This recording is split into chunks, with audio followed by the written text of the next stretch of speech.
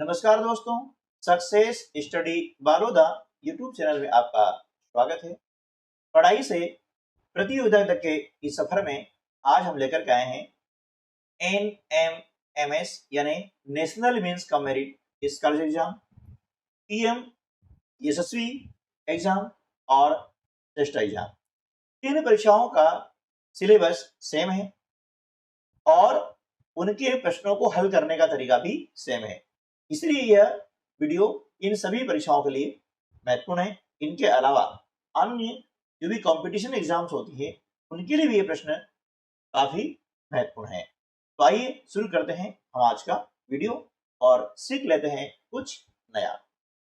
देखिए, नई शिक्षा नीति के अंतर्गत समझ पर आधारित प्रश्नों पर जोर दिया गया है और समझ पर आधारित प्रश्न कैसे आते हैं उसका उदाहरण आपके समक्ष है। और इस प्रकार के प्रश्न विगत वर्षों में PM SSC परीक्षा में भी पूछे गए हैं और अब इस प्रकार के प्रश्न आगे भी जो परीक्षाएं होने वाली है उनमें पूछे जाने की पूर्ण संभावना है। तो देखिए, यहां पर आपको दिए गए हैं दो कथन। एक अभिकथन है, इसे कहा गया है एसर्शन A के रूप में लिखित है और दूसरा उसका कारण यानी रीजन R के रूप में लिखा हुआ है। अभिकथन क्या है? 8/21 गुणा 21/8 बराबर 1। ठीक है, अभिकथन है कि 8/21 में हम 21/8 का गुणा करते हैं तो 1 आता है। देखिए, इसमें संबंध क्या है, पहले इसकी बात कर लेते हैं। 8/21 है ना, और 21/8 दोनों संबंध क्या है कि 8/21 का गुणन प्रतिलोम क्या है? 21/8। क्या ये गुणन प्रतिलोम बोलते हैं गुणन प्रतिलोम, ठीक है ना। या एक और इसका दूसरा नाम है, वह है व्युत्क्रम और इंग्लिश में कहा जाता है रेसिप्रोकल, राइट। अब कारण क्या बताया गया है कि 21/8 8/21 का योज्य प्रतिलोम है। तो दिए गया योज्य प्रतिलोम नहीं है, मतलब क्या है? गुणन प्रतिलोम है। ठीक है, तो अब इसके आलोक में हमें जो नीचे विकल्प दिए गए हैं उसमें से सही विकल्प का चयन करना है। तो देख रहे हैं ए तो सत्य है, यानी 8/21 में यदि इसके गुणन प्रतिलोम 21/8 का गुणा किया जाएगा तो गुणनफल 1 आएगा, बिल्कुल सत्य है। लेकिन जो R दिया हुआ है ये असत्य है। क्यों असत्य है? क्योंकि 21/8 8/21 का योज्य प्रतिलोम नहीं है, ये क्या है? गुणन प्रतिलोम। यदि यहाँ योज्य के बजाय होता गुणन तो सही था। ठीक है, तो यहाँ पर विकल्प 3 जो है हमारा सही उत्तर होगा। क्लियर, समझ आ रहा ना। तो आजकल इस प्रकार के प्रश्न जो है पूछे जाने लगे हैं, तो हमें भी हमारा जो मेंटेलिटी है उसको चेंज करना होगा और ऐसे प्रश्नों को समझना होगा। इसके लिए आप देख रहे हैं कि हमें बिल्कुल बेसिक कॉन्सेप्ट याद होना चाहिए, चाहे परीक्षा कोई सी भी हो। ठीक है, आइए प्रश्न क्रमांक 2 करते हैं। यहां पर भी दो कथन दिए गए हैं। अभिकथन A के रूप में लिखित है और दूसरा उसके कारण R के रूप में आपको दिया गया है। अभिकथन A दिया गया है यानी एसर्शन दिया है कि समचतुर्भुज एक समबहुभुज है। ठीक है ना, क्या है? समचतुर्भुज एक समबहुभुज है। कारण ऐसा बहुभुज जिसकी सभी भुजाएं और कोण बराबर हो सम कहलाता है। उपरोक्त कथन के आलोक में नीचे दिए गए विकल्पों में से सही उत्तर का चयन कीजिए। अब यहाँ पर 4 विकल्प दिए गए, तो देखना होगा। तो देखिए, यहाँ पर हम देख रहे हैं कि समचतुर्भुज एक समबहुभुज है, तो ये जरूरी नहीं है कि प्रत्येक जो चतुर्भुज होगा वो समबहुभुज होगा, यानी ये क्या है? गलत है। कारण, क्योंकि कारण बताया गया है कि ऐसा बहुभुज जिसकी सभी भुजाएं और कोण बराबर हो सम कहलाता है। क्या कहलाएगा? सम कहलाएगा। लेकिन सारे चतुर्भुज सम चतुर्भुज हो ऐसा जरूरी नहीं है, इसलिए हमारा जो विकल्प 4 जो है वो हमारा उत्तर होगा कि ए असत्य है लेकिन R सत्य है। ये सत्य है कि ऐसा बहुभुज जिसकी सभी भुजाएं और कोण बराबर हो सम कहलाता है। ठीक है ना, जैसे सम चतुर्भुज, इसमें चारों भुजाएं समान है। ठीक है, वर्ग है, चारों भुजाएं समान है ना। और चारों कोण समान है, तो यहाँ पर क्या हो जाएगा, वर्ग आपका हो जाएगा सम कहलाता है ये, क्योंकि इसमें ये सभी भुजाएं इसकी समान है और इसके सभी कोण भी बराबर है, जैसा कि कहा गया है, ये सत्य है। लेकिन सारे समचतुर्भुज समभुज होंगे, ये सत्य नहीं है कि सारे चतुर्भुज है ना समान होते हैं, समभुज होते हैं। ठीक है, तो इस प्रकार से इन कथनों को हमें मिला करके, देख करके, उचित इनकी व्याख्या करके यहाँ पर विकल्पों का चयन करना होता है। ठीक है, तो अब अभ्यास करेंगे तो धीरे धीरे आपको समझ में आने लगेगा।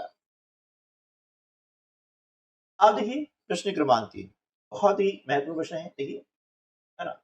आप देख रहे होंगे कि ये जो प्रश्न है ये गत वर्ष पीएम एसएससी परीक्षा में पूछे गए हैं, और आप देख रहे हैं कि इनमें हमने कक्षा 8 में पढ़ा हुआ है। ठीक है, बस उन्हीं चीजों को यहाँ पर पूछा गया है, क्योंकि पीएम एसएससी, श्रेष्ठा और एनएमएस, ये तीनों का जो हमारा कोर्स है ना, जो सिलेबस है वो कक्षा 6, 7 और 8 पर डिपेंड है, यानी कक्षा 6, 7, 8 में जो आपका सिलेबस है उसी में से पूछे जाते हैं।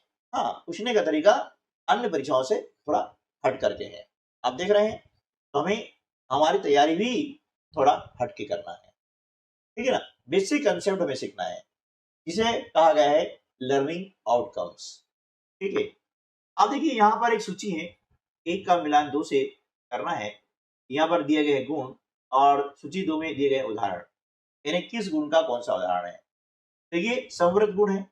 अब समवृद्ध गुण का मतलब क्या होता है कि जब दो परिमेय संख्याओं को जोड़ते हैं, ठीक है, या घटाते हैं, तो जो योगफल या अंतर आता है वो भी एक परिमेय संख्या होती है। आप देख रहे हैं कि समवृद्ध गुण किसमें लागू हो रहा है, ये चौथे में हो रहा है।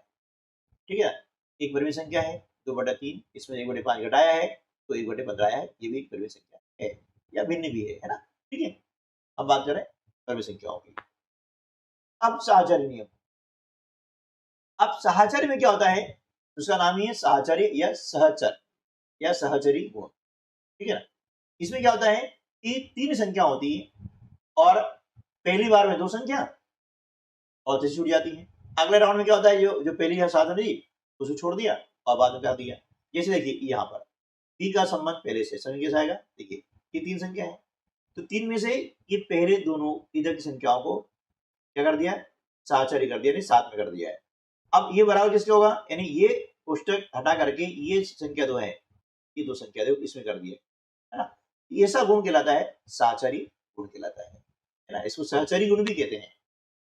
अब क्रम विनिमय, अब क्रम विनिमय का संबंध किससे है, सेकंड से। ठीक है, इसमें क्रम बदल दिया है, 2/3 का गुणा करेंगे 1/5 में, या 1/5 गुणा करते हैं 2/3 में, तो दोनों का गुणनफल समान होता है, बराबर होता है।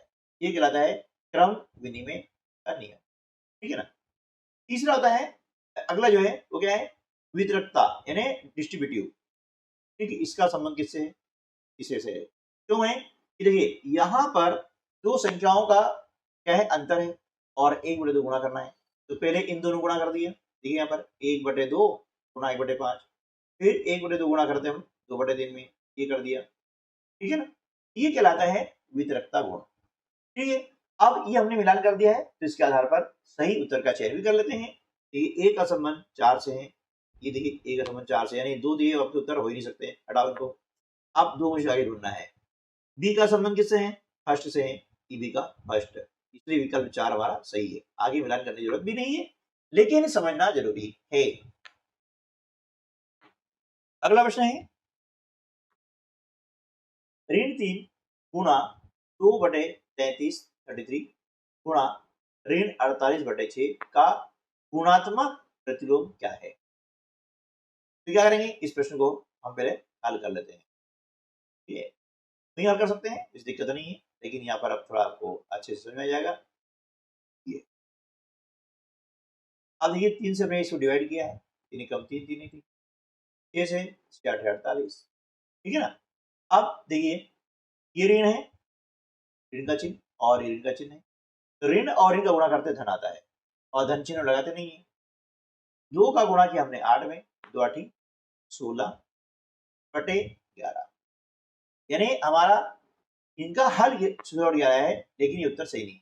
क्या करना है, आप जल्दबाजी ना करें कि आपने ऑप्शन 1 लगा दिया, नहीं, क्या पूछा गया है, का गुणात्मक प्रतिलोम।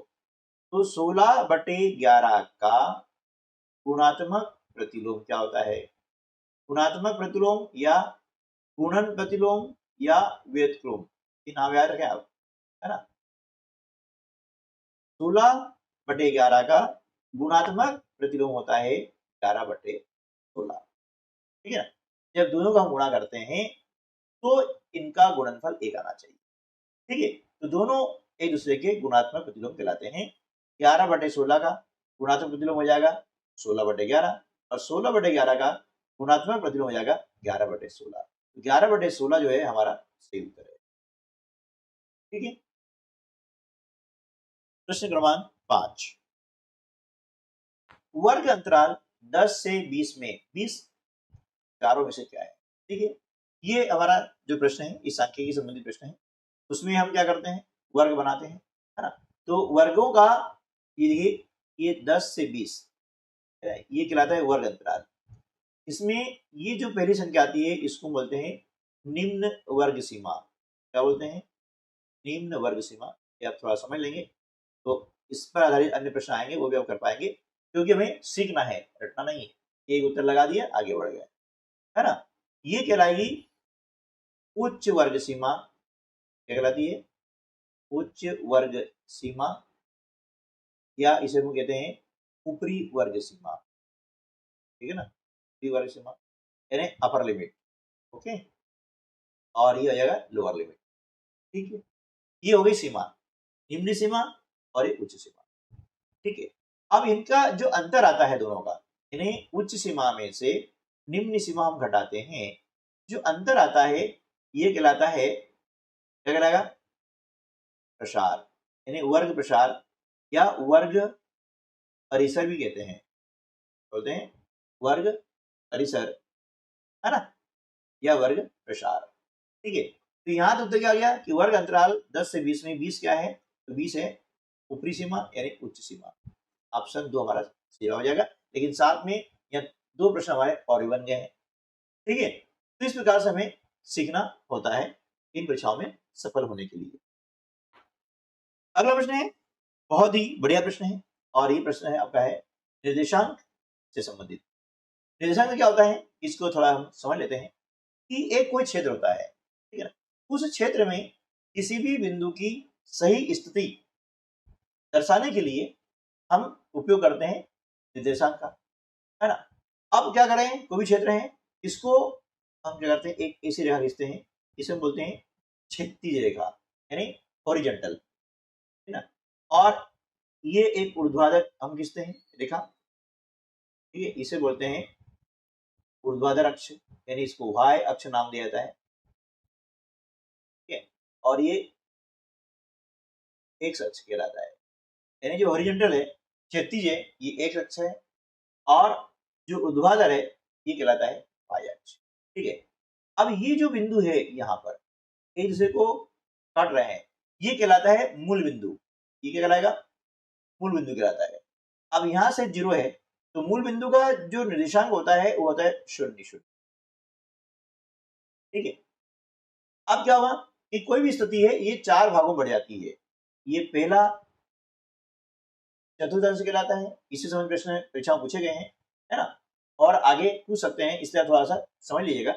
ये कहलाएगा प्रथम चतुर्थ अंश, ये कहलाता है द्वितीय चतुर्थ अंश, ये कहलाता है हिस्सा तृतीय चतुर्थ अंश, और ये कहलाएगा चतुर्थ चतुर्थ अंश, ठीक है। हम जानते हैं संख्या रेखा हमने पढ़ी है ना, कि इस बिंदु से जब हम दाहिनी ओर जाते हैं ये धनात्मक संख्या होती है, ये कैसे होती है, धनात्मक होती है, और शून्य की जब बाईं ओर जाते हैं ये होती है ऋणात्मक, ये पता है हमें, ठीक है ना। इसी प्रकार से आपने देखा होगा कि किसी समुद्र तल की बात हम करते हैं, या किसी तालाब में पानी की बात करते हैं कि पानी नीचे चला गया है, ऊपर आ गया है, तो वहां पर देखा कि सामान्य स्थिति होती है, वो होती है शून्य। अब यदि बरसात की सीजन में पानी बढ़ता है, ये ऊपर जाता है इस प्रकार से, तो बढ़ रहा है, मतलब ये हो गया धनात्मक आपका। और गर्मी के दिनों में क्या होता है, कि सामान्य स्थिति से नीचे पानी आ जाता है, ये कम हो जाता है, तो कम का मतलब क्या है, ऋणात्मक। यानी यहाँ पर हमने इस प्रकार से dim संख्या लिखेंगे 1 2 3 4 5, और यदि इस तरह लिखेंगे तो -1 -2 -3 -4। इसी प्रकार से यहाँ लिखेंगे तो 1 2 3 4 5, और यहाँ से नीचे आएंगे तो क्या जाएगा -1 -2 -3 -4। समझा ना।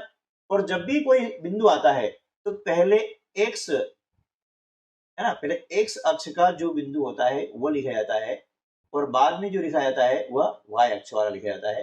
ये आपको ध्यान रखना है ना। इसे कहते हैं भुज और इसे बोलते हैं कोटि। ये भी प्रश्न बन सकते हैं कि इस निर्देशांक में भुज कितना है, कोटि कितनी, तो मैं समझा देता हूँ। अब देखिए यहाँ पर दिया गया है, यानी ये वाला हिस्सा कौन सा है, ये वाला है, प्रथम चतुर्थ अंश वाला है, ठीक है।